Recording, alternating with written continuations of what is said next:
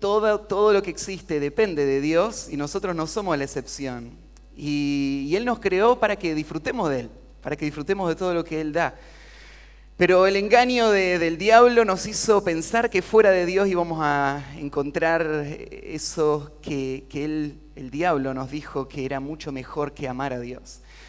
Ahí en el huerto de Edén le dijo a Eva esto, y fue una gran mentira que Eva creyó, y a partir de ahí toda la humanidad entró en ese camino sin salida, un camino de una vida vacía, un camino de insatisfacción, una vida de consecuencias trágicas, de destrucción, y así nacimos nosotros. Para nosotros esta es la realidad, este mundo caído. Pero la Biblia es esa ventana que nos hace ver las cosas como verdaderamente son, que nos hacen entender fuera del mundo que nos miente cuál es la verdad de Dios. Y ayer empezamos a estudiar una de esas grandes paradojas de la Biblia, eso que parece una contradicción, algo imposible, algo que no podría jamás ser verdad, pero que lo es.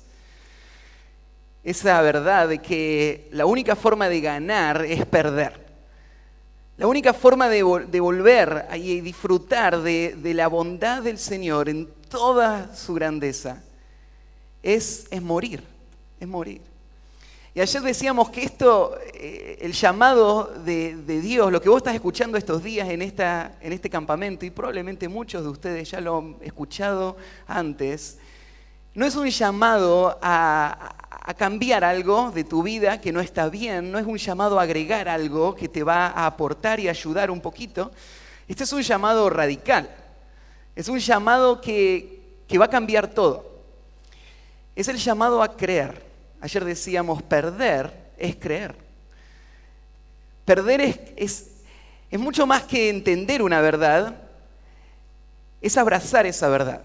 Es abrazarla al punto donde vos llegues a ver y a entender que es real, que la verdad de Dios es lo que vale la pena, por lo cual perder todo en esta vida para poder tener sus promesas.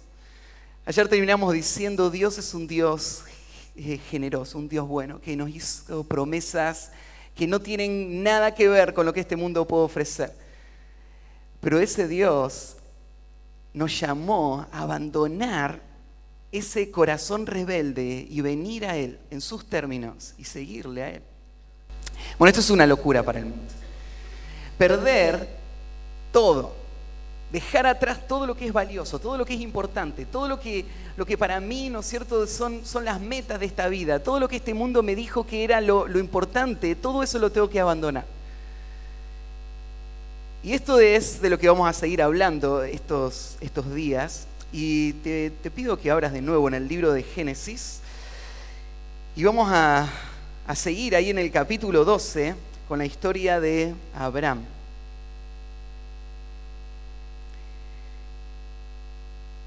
Ayer vimos el momento en el que Dios se apareció a Abraham y le habló. Y este es uno de los regalos más grandes del amor de Dios. Que Dios no es un Dios distante, un Dios que se esconde, es un Dios que busca, es un Dios que se revela, es un Dios que habla.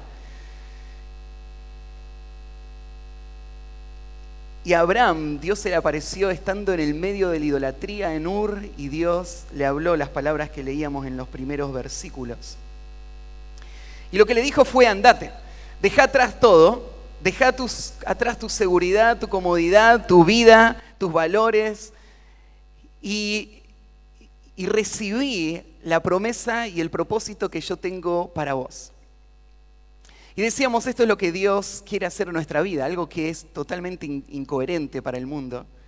Porque para el mundo, lo que vos escuchás todo el tiempo ahí, ¿no es cierto?, es que tenés una sola vida. Y es verdad, una sola vida tenés. ¿Y de qué se trata esta vida? Bueno, para el mundo la vida tiene que ver con disfrutar lo máximo posible, acumular lo máximo posible, lograr las metas más altas que puedas poner para tu vida y que al final de tu vida puedas llegar a la cima. Y entonces ahí vas a tener éxito y ahí vas a tener todo lo que este mundo puede ofrecer. Justamente ayer leímos las palabras de Jesús que decía la sabiduría de Dios funciona al revés. Para Dios la vida no se trata de eso. Para Dios la vida se trata de algo totalmente opuesto. Para Dios la vida se trata de perder todo. La vida se trata de entender que esto no es el fin. La vida no es donde todo termina. La vida es solamente una estación. Es un paraje en un camino que lleva a un destino que va a ser eterno. Y esta vida no se trata de disfrutarla a pleno, de lograr todas tus ambiciones y lograr todos tus deseos, sino que esta vida se trata de esperar en Dios. Esta vida se trata de confiar en sus promesas, de honrar a Dios cada día y hacer de Él el centro de todo y disfrutar de todo lo que Él da. Y entonces, cuando esta vida termine, vos vas a heredar todas las cosas. Cuando esta vida termine, Dios te va a llenar con lo que Él va a cumplir en tu vida, todas sus promesas. Ayer te contaba que cuando estaba en tercer año estudiando en el instituto, estaba de consejero acá y este fue el principio que entendí en una de las predicaciones. Ya lo había escuchado 1000 veces, pero era un momento crítico, donde yo estaba pensando en qué iba a hacer en el próximo paso. Siempre había querido ser misionero, pero aún en ese momento había una crisis en mi corazón. Y yo sabía que buscar esto y vivir para esto significaba perder todo lo que para el mundo era valioso. Era pensar, bueno, ¿y de qué vive un misionero? ¿Qué hace un misionero? ¿Qué logra un misionero? Y mirar todo esto con los ojos del mundo y darme cuenta que para el mundo todo eso era locura. Y pensar, si yo avanzo ahora, ya no hay marcha atrás. La vida no retrocede, la vida no te va a dar una nueva oportunidad. Este es el momento, si voy a seguir mis propias ambiciones, este es el momento de hacerlo. Y fue este el principio que Dios volvió a traer a mi corazón y a mi mente. Y es el principio de entender la vida no como el destino final. Esta vida es solamente una estación. Esta vida es una neblina que aparece por un poco de tiempo y luego se desvanece. Y en esta vida nosotros fuimos llamados a vivir como extranjeros y peregrinos. Y de eso vamos a hablar hoy. ¿Qué significa perder? Cuando Jesús dijo que había que perder para ganar. ¿Qué significa perder? Perder implica creer. Y hoy vamos a hablar de que perder implica peregrinar. Perder implica que vos renuncies a todos los estándares que has conocido hasta hoy, que te dicen de qué se trata esta vida, y abraces una nueva forma de entender esta vida. Y es verte a vos como un peregrino, como un extranjero y un peregrino.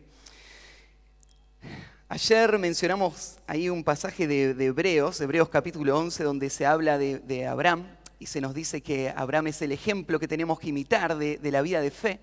Y ahí en el libro de Hebreos, lo que tenés es un montón de creyentes que han sufrido mucho, que han perdido mucho, que no es fácil enfrentar todos los desafíos que significa decir Cristo es el Mesías. Sus familias los abandonaron, los rechazaron, su entorno los señala, los persigue.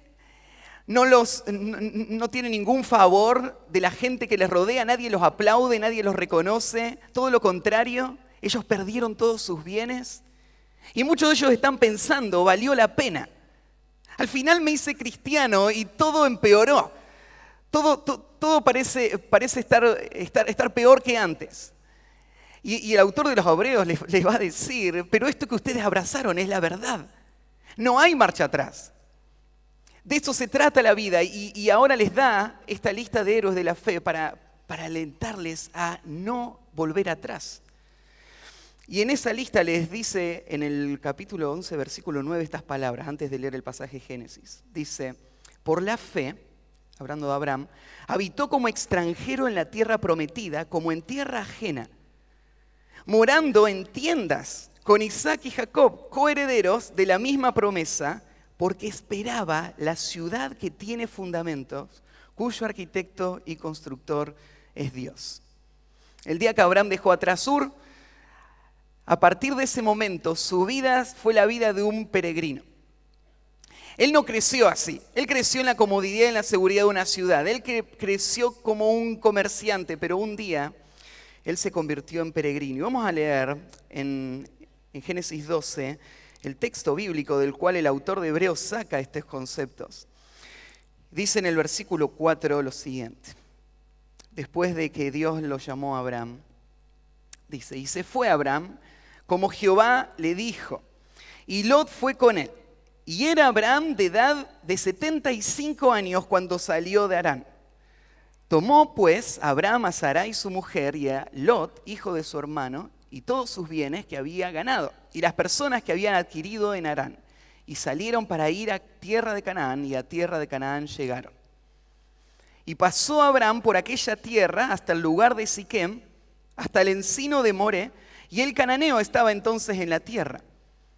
Y apareció Jehová a Abraham y le dijo, a tu descendencia daré esta tierra. Y edificó allí un altar a Jehová, quien le había aparecido. Luego se pasó de allí a un monte al oriente de Betel y plantó su tienda, teniendo a Betel al occidente y a Ai al oriente. Y edificó allí altar a Jehová e invocó el nombre de Jehová. Y Abraham partió de allí, caminando y yendo hacia el Negev. Bueno, ayer cuando leímos el pasaje, leímos en el capítulo 11 que después que Dios llamó a Abraham, de Ur no solo salió Abraham, salió un grupo más grande. Salió su esposa, su sobrino Lot, pero más importante, ahí en el versículo 31 del capítulo 11, dice que tomó Taré a Abraham su hijo y a Lot, hijo de su hijo, y a Sarai su mujer, y salió con ellos de Ur de los Caldeos. Así que el que parece que está a cargo, el que va dirigiendo todo, es el papá de Abraham, Taré. Y no nos llama la atención, en aquel tiempo los padres eran vistos como patriarcas, eran personas de autoridad sobre la familia y sobre todo el clan. Así que el día que Abraham escuchó la voz de Dios, probablemente no solo él lo supo, sino que él lo habló. Y ahí su papá y otros más alrededor dijeron, bueno, vamos también nosotros. Y el que va al frente es Taré. Y sale todo el grupo, dice en el versículo anterior, que todos salieron para ir a tierra de Canaán. Dios le dijo que vaya a Canaán, y entonces salieron para allá. En el mundo antiguo, si vos mirás en un mapa, ahí en el fondo de tu Biblia tenés mapas, y si ubicás Ur está ahí ubicado justo al lado del río Éufrates, allá en el Mediterráneo, donde estaría hoy Irak. Ahí vivía Abraham, en donde hoy es el país de Irak. Y si vos mirás hacia arriba en el mapa, tenés Harán, justo en dirección norte, un poquito hacia el oeste, y Canaán tenés que bajar de nuevo hacia el mar Mediterráneo. La razón por la que fueron por ese camino es que en el medio hay un desierto y no se cruza por ahí. La forma de llegar de Ur hasta Canaán es dar la vuelta y seguir la línea de los ríos. Pero hay otro tema acá, porque Taré salió junto con toda la comitiva y junto con Abraham, pero nunca llegó hasta Canaán. Dice que salieron de Ur, pararon en Harán y se quedaron ahí hasta que murió Taré. ¿Y por qué Harán? ¿Qué hay en Harán? ¿Qué hay tan importante ahí? Bueno, yo les conté ayer que Ur era la ciudad, la tercera ciudad más importante de su época, era una ciudad con muchas ventajas, y era una ciudad donde estaba el templo a la diosa de la luna, que ahí adoraban. Bueno, en Harán estaba el segundo templo más importante dedicado a esta diosa. Algo así me imagino yo que pasó. El día que estuvieron en Ur y Abraham dijo, tenemos que salir. Dios me llamó, Dios me hizo grandes promesas, pero para poder tenerlas tenemos que viajar, tenemos que ir hasta otra tierra. Y entonces Taré dijo, bueno, vamos. Todos se subieron al colectivo y todos fueron y viajaron, pero quedaron a mitad de camino. Taré es la clase de hombre que cuando escucha el llamado de Dios, estas grandes promesas, siente la necesidad de responder. Pero su corazón no puede desprenderse de esas cosas que marcaron su vida hasta ese momento. La idolatría y la vida de la ciudad siguen arraigadas en el corazón de Taré. Así que Taré va a guiar a toda la familia y quedarse ahí en Harán. Y ahí van a esperar hasta que él muera. Y entonces tenemos el versículo 4 que acabamos de leer. Se fue Abraham como Jehová le dijo. Después que Taré murió, Abraham es la persona que entiende, Dios no me llamó a Harán. ¿Saben que en la vida cristiana algo así se suele ver muy frecuentemente? Tenés personas, ¿no es cierto?, que vienen a un campamento así y escuchan, mira, tu vida es un desastre. Estás esclavo, ¿no es cierto?, de tus vicios, de todas estas cosas que están afectando y te están hundiendo en el pecado. Y Dios te llama a una vida mucho mejor. Tenés que abandonar todo eso y vivir para Dios. La persona está sentada y escucha y piensa, y sí, tienen razón. ¿Qué tengo que hacer? Bueno, voy a cambiar. Y deciden dejar estas cosas evidentes, estas cosas, ¿no es cierto?, que arruinan su vida. Pero al final del día, lo único que hacen es cambiar una forma de idolatría por otra forma de idolatría. Ellos se acomodan para seguir viviendo para ellos mismos, pero ahora en un contexto cristiano. Ahora con un vocabulario cristiano. Ahora con actividades cristianas. Ellos van a la iglesia, ellos cumplen con algunos de los requisitos, pero su corazón nunca dejó de amar las cosas de las cuales Dios les llamó a abandonar. Su vida sigue apuntando al mismo fin, al mismo propósito. Si vos le preguntás, las metas que él tiene no son muy distintas a las que una persona sin Cristo tendría para esta vida. Cuando charlas con esta persona, lo que más le apasiona no es distinto a lo que apasiona a cualquier otra persona sin Cristo. Es que su corazón sigue siendo un corazón que está absorbido por este mundo. Y eso es un problema. Porque para ganar hay que perder. Esta es la razón por la que en el Nuevo Testamento dice así, dice, no améis al mundo ni las cosas que están en el mundo. Si alguno ama al mundo, el amor del Padre no está en él. ¿Entendés lo drástico que es Juan? Juan nos está diciendo que esta actitud de una persona que se denomina cristiana, pero su corazón está entregado a lo que hay en este mundo, evidencia un corazón que no ha conocido aún el amor de Dios. El amor del Padre no está en él. Porque todo lo que hay en el mundo, los deseos de la carne, los deseos de los ojos y la vanagloria de la vida, no provienen del Padre, sino del mundo. Y el mundo pasa, y sus deseos, pero el que hace la voluntad de Dios permanece para siempre. ¿Qué caracteriza a una persona que abrazó las promesas de Dios, que creyó verdaderamente? Lo caracteriza esta convicción: el mundo pasa y sus deseos.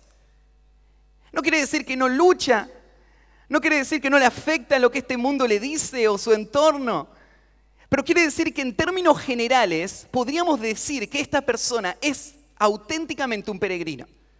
Esta persona tiene su mirada en las cosas celestiales. Es como ese niño que un día se encontró, un hombre se encontró con este niño y le preguntó, decime, ¿querés ir al cielo? El niño le dice, no, yo no. ¿Cómo que no? ¿No querés ir al cielo cuando te mueras? Ah, dice, cuando me mueras, sí. ¿Saben que muchas veces nosotros pensamos así? Sí, queremos ir al cielo, pero disfrutamos tanto de esta vida, tenemos tantos planes para esta vida, vemos tantos intereses en esta vida, que vemos el cielo como un extra después que hayamos disfrutado suficiente todo lo que este mundo tiene para ofrecernos. Pero la Biblia dice, no, el creyente no piensa así. El creyente está absorbido por un deseo de la gloria del cielo. Él está anhelando eso. Ese es el fin, eso es lo que abraza. Y nosotros pensamos, no, Señor, espera que me case y después vení a buscarnos, ¿no? Como iglesia. Espera que logre mis metas.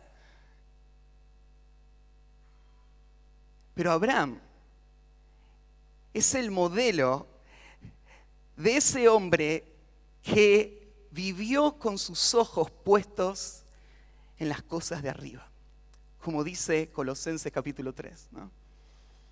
Si pues habéis resucitado con Cristo, buscad las cosas de arriba, donde está Cristo sentado a la diestra de Dios. Poned la mira en las cosas de arriba, no en las de la tierra, porque habéis muerto, te dice. ¿No te acordás? Vos ya moriste y vuestra vida está escondida con Cristo en Dios.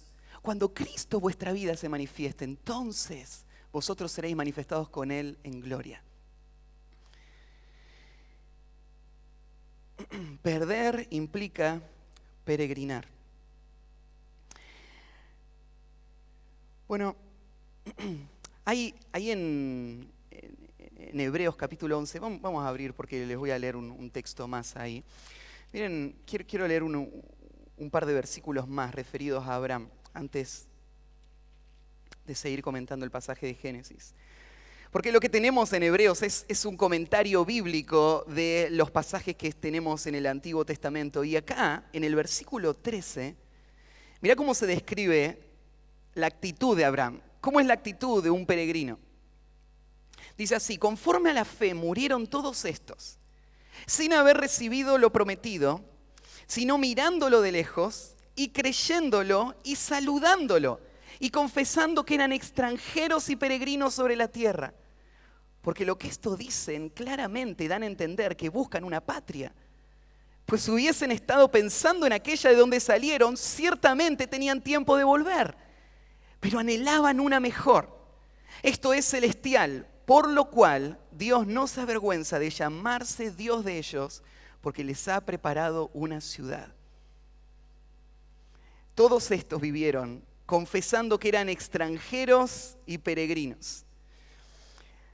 El autor lo toma de un pasaje donde Abraham, cuando va a comprar la tierra donde él va a enterrar a su esposa, él usa esta expresión a la persona que le va a vender la tierra. Le dice: vendeme una tierra para enterrar a mi esposa porque yo soy un extranjero y peregrino acá en la tierra.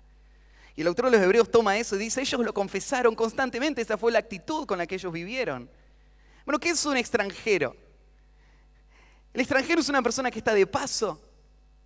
Es una persona que no parece encajar. Se ve distinta, habla distinto, se conduce de forma distinta. Es una persona que tiene una identidad distinta, está acá entre nosotros, pero no es de nosotros. Y ellos dijeron esto toda su vida. La razón por la que ellos lo dijeron, dice ahí al final, es que ellos buscaban una ciudad mejor, más excelente, más sublime. En el versículo 15 dice que si ellos hubiesen estado pensando en aquella ciudad de donde salieron, ciertamente tenían tiempo de volver. Mira, acá tenemos muchos grupos representados. Hay algunos que son todavía, vinieron por primera vez, están escuchando tal vez por primera vez todo esto.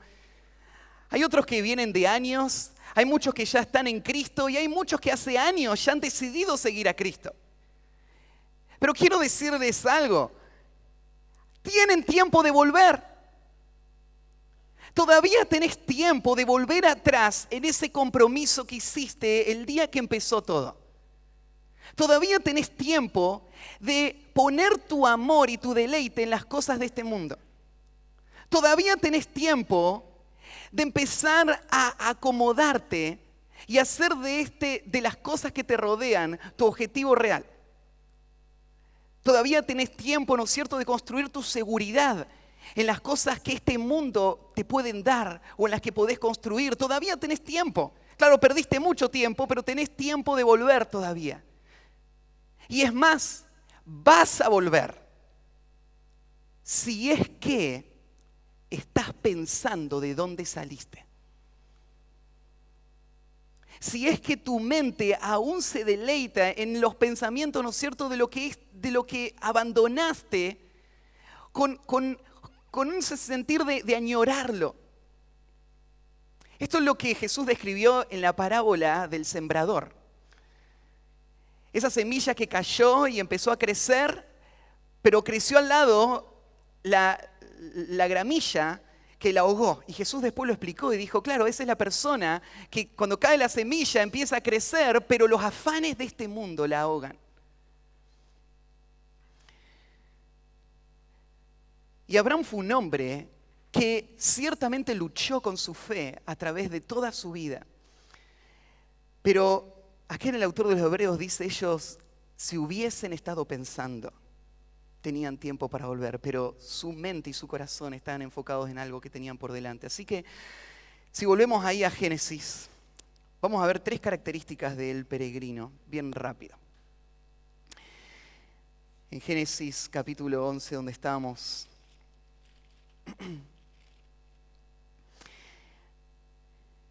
en el versículo 6, se nos cuenta cómo fue cuando Abraham llegó a la tierra de Canaán. Recuerden, para Israel, esto era muy importante. Moisés le está contando esta historia a los judíos que están en el desierto yendo hacia la tierra prometida. Hace poco salieron de Egipto y ellos tienen toda la expectativa de lo que va a pasar cuando entren a esa tierra. Y Moisés les cuenta la historia de un hombre que también fue llamado de una tierra lejana y fue traído a la tierra de Canaán y entró a esa tierra. Entonces, para Israel es muy importante escuchar cómo fue que este hombre vivió ahí y qué hizo, cómo fue su vida.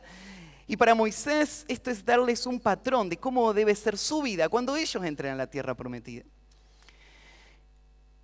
Bueno, para Abraham dice así, y a tierra de Canaán llegaron, dice al final del versículo 5, versículo 6. Y pasó Abraham por aquella tierra hasta el lugar de Siquem, hasta el encino de Moré.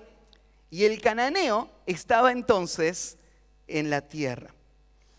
En primer lugar puse un peregrino cree sin tener lo prometido. Algo muy interesante acá, porque Abraham viene esperando una promesa. Dios le dijo, esta tierra va a ser tuya. Pero cuando llega a esta tierra no está deshabitada. Esta tierra tiene dueño. En esta tierra hay ciudades. Y llega Abraham y el cananeo habita esa tierra. Y a partir de ahí, Abraham va a convivir entre esta gente. Va a convivir en un estado muy, muy extraño. Porque Dios le promete, esta tierra es tuya, pero a la vez él no tiene ningún título de propiedad de esta tierra. Él no la puede tener todavía, la gente que la tiene es otra. Es más, la gente que la tiene es gente perversa. La historia de Canaán, ¿no es cierto?, es una historia de idolatría y de perversión extrema. Tan extrema que después Dios va a usar a Israel para castigar toda esta tierra y destruir a todos sus habitantes. Y cuando Abraham llega a esta tierra, esto es lo que se encuentra. Lo que se encuentra es que la gente que no ama a Dios, la gente que no busca al Dios verdadero, la gente que adora a dioses falsos, la gente que hace toda clase de aberraciones, esa gente es la dueña de todas las cosas. Esa es la gente que parece ser prosperada. Es la gente que disfruta de las cosas de esta vida. Y no solamente lo va a encontrar cuando llegue, Abraham va a vivir así toda su vida, sin nunca haber tenido ese título, sin nunca haber heredado todo lo que Dios le había prometido. Bueno, de esto se trata ser un peregrino. Se trata de convivir en un mundo rebelde a Dios, que no teme a Dios y que siguen sus propios deseos, sus propias pasiones y que parece irles muy bien. Ellos son los que parecen disfrutar de todas las cosas, ellos son los que parecen tener todo lo que siempre vos deseaste. Y perder significa no desearlo tal como ellos lo tienen. No envidiar lo que este mundo es, sino confiar en algo que tus ojos no ven hoy, pero que es real. Y la realidad es esta. Sus hijos, los hijos de Dios, son los que un día van a heredar este mundo. Y toda la creación, los cielos nuevos y la tierra nueva. Y vivir en este mundo sin ningún apego por las cosas de este mundo, sin ninguna competencia y sin ningún temor y afán, confiando en la bondad de Dios y esperando sus promesas futuras. De eso se trata ser un peregrino. Y fíjense que aparece acá en el texto el lugar de Siquem.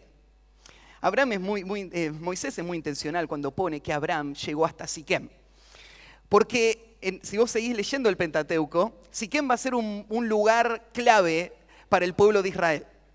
Todo Israel está ahora yendo por el desierto hacia la tierra prometida. Y cuando entren a la tierra prometida, tal como Abraham, el primer lugar a donde tenían que ir y congregarse era en Siquem.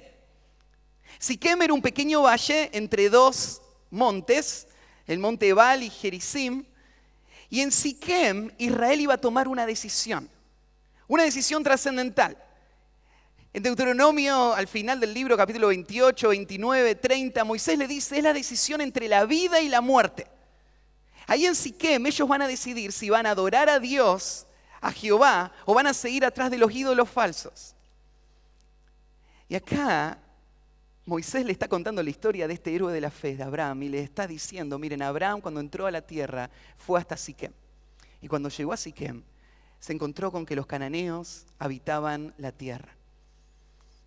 Y aún así, él vivió su vida como peregrino. En segundo lugar, un peregrino distingue su vida de la cultura que le rodea. ¿Qué es un peregrino? Bueno, un peregrino es un hombre que va a convivir en medio de personas que poseen la tierra hoy, con la esperanza y la confianza en el Señor. En segundo lugar, un peregrino es una persona que, aunque convive en medio de esta gente, él va a ser muy claro que él no es parte de esta gente. Un peregrino se va a distinguir. Y dice en el versículo 7, y apareció Jehová a Abraham y le dijo, a tu descendencia daré esta tierra. Y edificó allí un altar a Jehová, quien le había aparecido. En esta tierra de idolatría, Abraham no va a construir ninguna casa. Toda su vida él va a vivir en tiendas. Pero constantemente él va a construir altares. ¿Y por qué? ¿Qué son estos altares?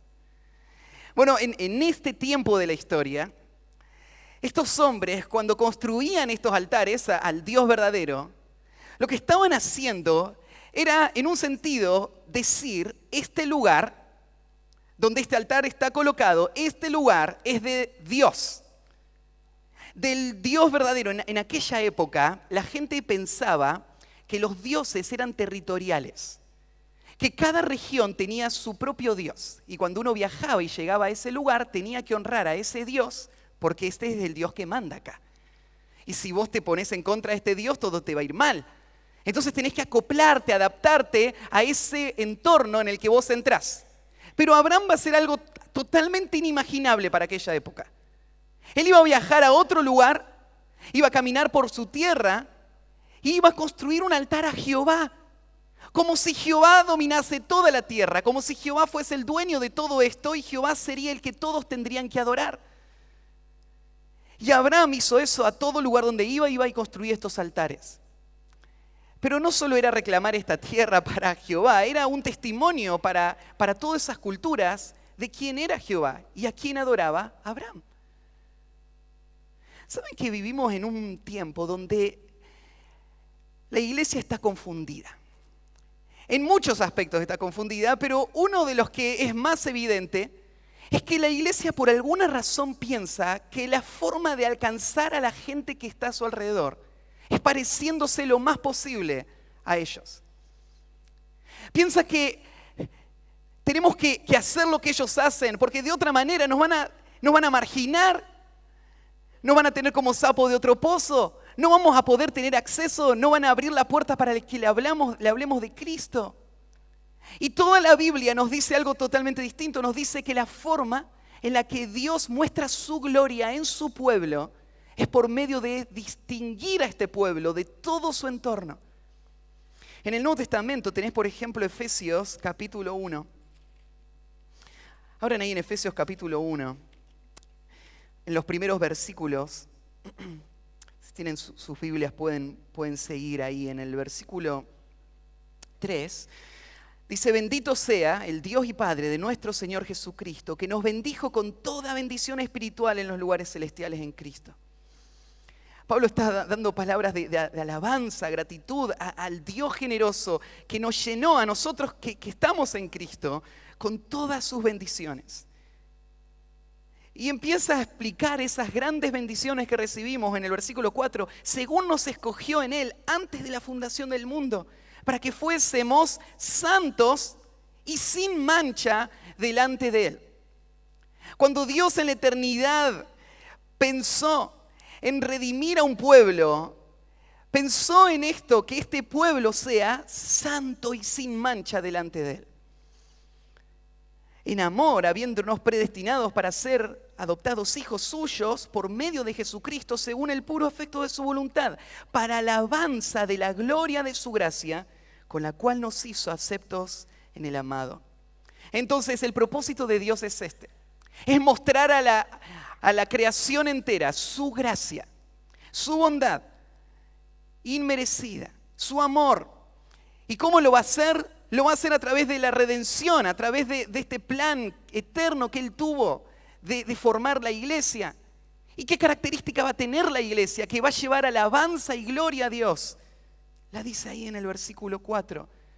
Va a ser santa y sin mancha. Santa y sin mancha. La palabra santo significa apartado, distinguido, separado. Bueno, eso es ser un peregrino.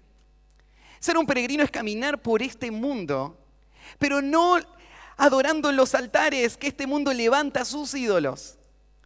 Es caminar en este mundo, pero no acoplándome a esa cultura, sino entrar en este mundo con un testimonio y una distinción. Nosotros somos del Dios verdadero. Vivimos para el Dios verdadero y a donde vamos, todo lo que tocamos, lo consagramos a ese Dios verdadero. Y termina el último punto. Ahí en Génesis 12 con estas palabras. Luego pasó Abraham de allí a un monte al oriente de Betel y plantó su tienda, teniendo a Betel al occidente y a Ai al oriente. Y edificó allí un altar a Jehová e invocó el nombre de Jehová. Otra vez empieza a viajar Abraham, construye altares y lo que agrega el versículo 8 es esto. Al final dice, edificó allí un altar a Jehová e invocó el nombre de Jehová. Cuando el famoso reformador Martín Lutero, tradujo el Antiguo Testamento al alemán, él usó la palabra acá, no invocó como la tenemos acá, él usó la palabra predicó. Es que justamente el concepto que tiene la idea en el hebreo. Lo que dice es que Abraham pasó por toda esta región construyendo altares y predicando o invocando el nombre de Jehová. ¿Qué hace un peregrino? Bueno, un peregrino predica.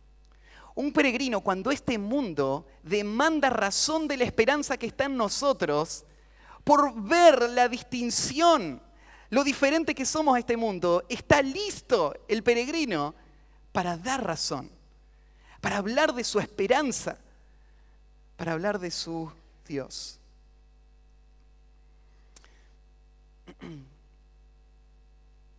Bueno, esto es a lo que hemos sido llamados. Y esto, como les dije, no es la realidad que nos rodea. Les decía, la iglesia vive en confusión. Y quiero llamarte esta mañana a tomar a Abraham como tu modelo y no a todo lo que ves a tu alrededor. Sería precioso, ¿no es cierto?, si todos podríamos vivir de esta manera, pero la realidad es que hay mucho de lo que hoy se autodenomina cristianismo que de ninguna manera vive así. Y el Nuevo Testamento tiene muchas palabras de advertencia, y con este versículo termino. Y en Filipenses 3:18 dice así. Pablo, advirtiendo a los creyentes en Filipos de esto, les dice: porque por ahí andan muchos, de los cuales os dije muchas veces, y aún ahora lo digo llorando, que son enemigos de la cruz de Cristo, el fin de los cuales será perdición, cuyo Dios es el vientre y cuya gloria es su vergüenza, que solo piensan en lo terrenal. Andan muchos por ahí, infiltrados entre nosotros, que no viven de esta manera. Ellos viven para satisfacer sus propios apetitos, sus propios intereses. Ellos no son distintos al mundo, solamente tienen una fachada. Ellos solo piensan en lo terrenal. Día y noche en su mente lo único que están maquinando es cómo avanzar en sus intereses terrenales. No tienen ninguna aspiración celestial. No ven esta vida como un paraje, ven como esta vida como el fin. Más, nuestra ciudadanía está en los cielos, de donde esperamos al Salvador, al Señor Jesucristo, el cual transformará el cuerpo de la humillación nuestra para que sea semejante al cuerpo de la gloria suya, por el poder con el cual puede también sujetar a sí mismo todas las cosas. Nuestra ciudadanía está en los cielos. Así piensan los peregrinos. Esto significa perder para ganar. Oramos. Padre, gracias por tu palabra, porque ella nos expone, nos deja desnudos, Señor, sin poder ocultar o tapar, porque nos habla de lo que hay adentro nuestro y nos deja, Señor, sin excusas y nos muestra nuestro corazón. Y Señor, te pido que ahora esa palabra que escuchamos, la palabra viva, que tiene poder no solamente para traer luz y claridad, sino para transformar el corazón, renueve nuestro corazón, nuestro compromiso a vivir como peregrinos en esta tierra. Padre, para tu gloria, para que tú seas conocido en este mundo, alabado por los que te aman y te siguen, y para que haya un testimonio en este mundo de tu salvación, te pido que hagas esto en tu iglesia hoy. En el nombre de Cristo Jesús. Amén.